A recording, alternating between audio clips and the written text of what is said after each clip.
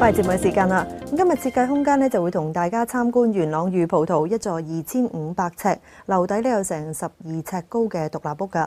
咁室內嘅空間感咧就十足啦。咁睇下設計師咧點樣可以令到室內感覺豐富一啲，冇咁冷清啊！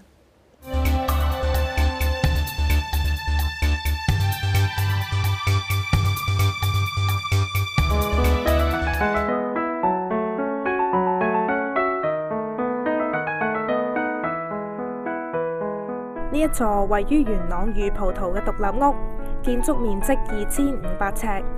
樓底就有成12尺高，空間大，但係業主又想以白色作為主調，為咗避免室內俾人一種冷清嘅感覺，設計師喺室內嘅牆身花咗唔少功夫。我用咗呢隻俄羅斯白雲石喺客廳呢一邊，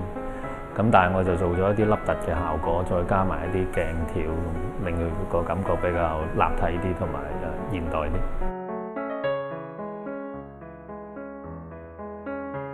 電視嗰邊嘅牆身就用咗黑白根雲石。兩幅如果同時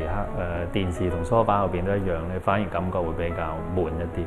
咁兩邊用咗唔同嘅顏色同埋紋理咧，會比較生動啲、立體啲。飯廳呢邊全幅白色配以銀線嘅牆身，除咗係鞋櫃，同時亦都隱藏咗廚房嘅入口，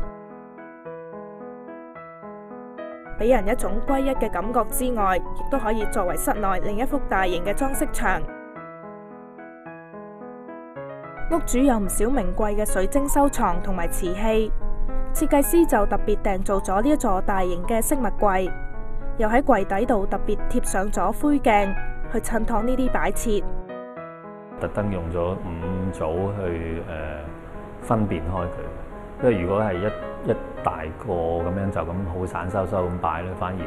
唔會好突出咗每一組餐具嘅特色。所以我分開咗5組，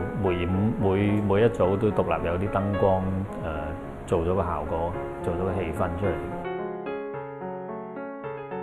全屋嘅地面鋪上咗一種純白色嘅人造雲石，設計師話要有咁白嘅天然雲石，起碼要200蚊一尺，而呢一種人造雲石大約係30蚊一尺就已經有交易。全屋有3間房，全部都係位於2樓，貫徹全屋嘅設計風格，都係以白色為主。2樓呢一度有一個小偏廳，有一組儲物同飾物櫃，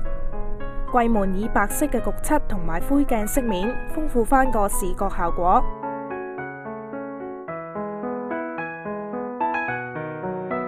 呢一幅裝飾牆，同時又係另一道暗門嘅設計。櫃同埋暗門要希望做到一個連成一體嘅感覺咧，咁特別度尺嘅時候做嘅時候就要小心啲，要好準，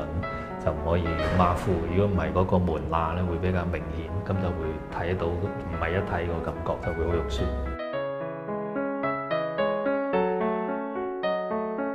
主人房同樣以白色為主，套廁亦都係用咗隱藏式嘅暗門設計。